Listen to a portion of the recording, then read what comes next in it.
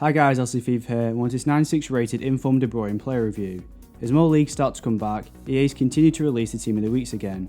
I'm a big fan of De Bruyne in real life, but I haven't used one of his cards this year so far, outside of the draft.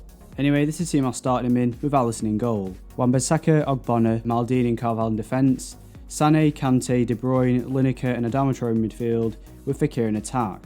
Although in game I switched between a 4-1-2-1-2 narrow and a 4-2-3-1, De Bruyne was played in the cam position. He's 5'11" with high attacking and high defensive work rates. He's right footed and has a 4-star skill moves with a 5-star weak foot. Moving on to his in-game stats, he's got a few good ones, so I'll just put out some of his highest. He has 96 attack positioning, 99 shot power, 98 long shots, 99 vision, 98 crossing, 97 short passing, 95 long passing, 98 reactions, ball control and composure, 92 dribbling and finally 98 stamina.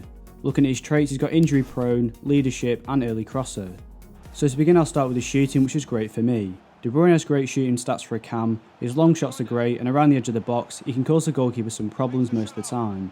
His combination of 99 shot power and 98 long shots are basically perfect. He should be able to score some great goals from range.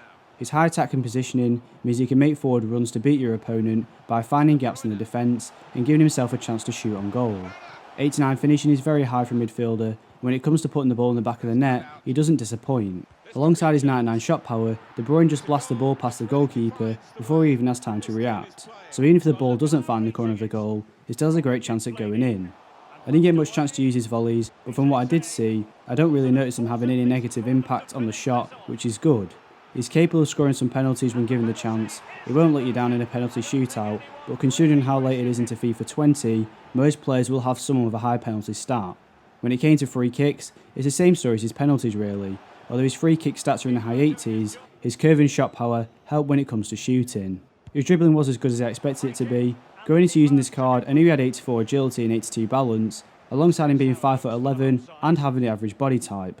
All these factors combined prevent him from being as good at dribbling as players such as Messi and Neymar, but he still felt decent on the ball and I wouldn't say it massively holds this card back because of how high his other stats are.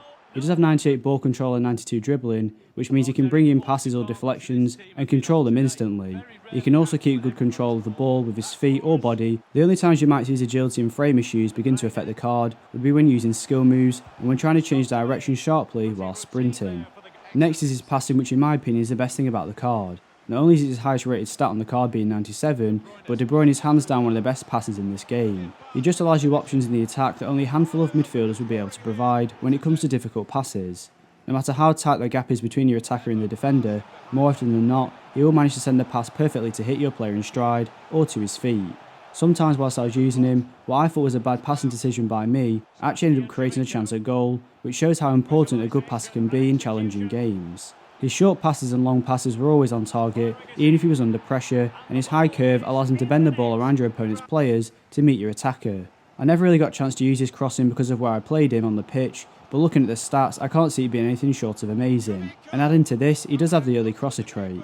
He does have 98 stamina, which is basically perfect for a player in this game. It allows him to run all game long without you needing to worry about him needing to be subbed off, freeing up the sub for another attacking player later in the game. I also feel it's important to mention that in the 7 games I played with him, he didn't get injured once, which is great as in previous years, the injury prone trait has caused me a lot of problems. His overall strength and aggression were just average. He won't be holding off any defenders, but weaker midfielders he might be able to outstrength for a short period of time. He never really hit the ground under pressure either, but I feel that's more down to his balance. Having 5-star weak foot is great to have on any player, in any position, as it allows you to pass and shoot on either foot, with minimal changes to power or accuracy compared to using their preferred foot. Although like most players, De Bruyne does tend to stick to using his stronger foot, having the option to shoot or pass on either side, and knowing it's still going to be good, opens up your options when it comes to attacks. He does also have 4-star skill moves, which allows him to do the majority of skill moves in the game. Although as I mentioned earlier, his agility, balance and frame affect his ability to perform them, it's always good to have at least 4-star in any attacking player so that you can perform skills to beat the defenders where necessary to remain unpredictable in your movement. His pace was just okay really. I would 100% use a chemistry style to boost it a little, maybe something like engine that would also increase his agility and balance. He isn't very slow, but most people have a full back line that are just as fast, or very close to being just as fast as this card, and I did notice him getting caught a lot. As a cam, he's in between the gap of the defence in midfield a lot, so having higher acceleration would have helped his performance in game. The last sort of positive was his height, which does allow him to win some aerial battles in the midfield. Although his head and accuracy wasn't the best, It shouldn't cause you too many problems in terms of passes. I just wouldn't recommend shooting using headers with him. Now onto the main negatives, with the first one being his defensive ability. To say he comes naturally out of packs as a centre mid, his defending wasn't that great when I was using him. He had no motivation to chase the opponent in possession of the ball, or put in any tackles without you manually controlling him. The only time he made interceptions was pure luck really, and even when the ball was within reach, he never stretched to intercept the ball near him. The final negative was that his work rate sometimes put him in positions that you don't want him to be in, and delays your attack. He did drop back a little too deep from time to time, and the way FIFA works is that someone else would fill his position whilst he isn't in it. This isn't so bad if your entire midfield has good shooting and passing, but sometimes you might have a defensive minded player filling in his attacking role. So overall, I'm with this 96 informed De Bruyne, a 9.3 out of 10. He does provide great passing options, which can lead to more goals and more wins for your team. He also has a great shot both from range and inside the box, and more often than not he will leave the game with at least one goal or assist. Another thing to consider is the new release of the Bruno Fernandes card, which you can get just from playing the game, which I think looks slightly better than this card.